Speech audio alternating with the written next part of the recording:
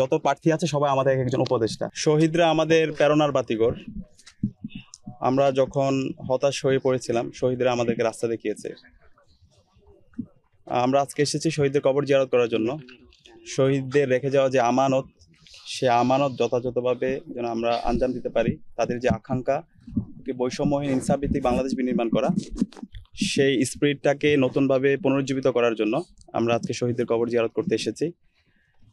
এবং আপনারা জানেন, আমরা নির্বাচিত হওয়ার পর থেকে সারা দেশের মানুষরা আমাদের জন্য দোয়া করছে। এবং গতকালকে আমরা কর্মসূচি দিয়েছিলাম শহীদ পরিবারের সাথে সাক্ষাৎ করা, শহীদদের কবর জিয়ারত করা। তো আমরা আমাদের জায়গা থেকেও সকল শহীদ পরিবারের কাছে যাওয়ার জন্য চেষ্টা করব, ফোনে কথা বলার চেষ্টা করেছি। তো মূলত শহীদদের আকাঙ্ক্ষা লালন করাই আমাদের উদ্দেশ্য।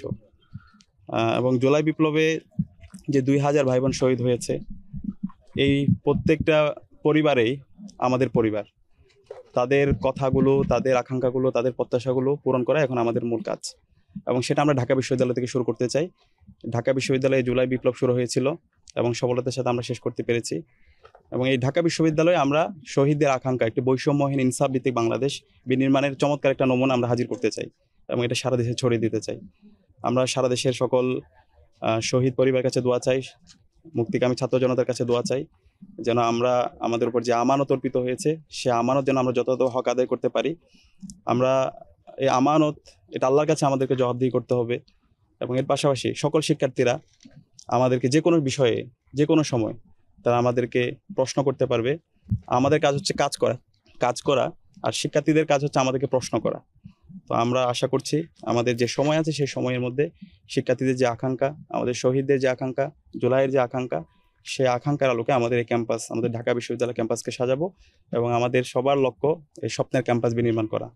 সবাই আমাদের জন্য দোয়া করবেন। আমাদের এই ডাকসু নির্বাচনের বিজয়, এটা জুলাই প্রজন্মের বিজয়, ঢাকা বিশ্ববিদ্যালয়ে 40,000 শিক্ষার্থীর বিজয়, শহীদদের আকাঙ্ক্ষার বিজয়।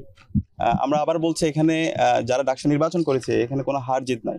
আমরা সবাই সহযোদ্ধা ছিলাম।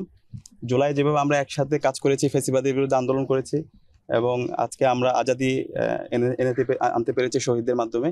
এখন জুলাই বিপ্লব পরবর্তী আমাদের ঢাকা বিশ্ববিদ্যালয় বিনির্মাণ করার জন্য ডাকসু নির্বাচন পরবর্তী আমরা সবাইকে নিয়ে একসাথে কাজ করব।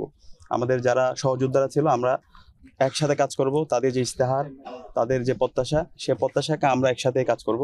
আমরা তাদের সাথে যোগাযোগ করেছি এবং আমরা আশা করছি ইনশাআল্লাহ সবাই মিলে আমাদের এই ঢাকা বিশ্ববিদ্যালয়কে সবার ঢাকা বিশ্ববিদ্যালয় হিসেবে বিনির্মাণ করব। এবং এক্ষেত্রে যত প্রার্থী আছে সবাই আমাদের একজন উপদেষ্টা।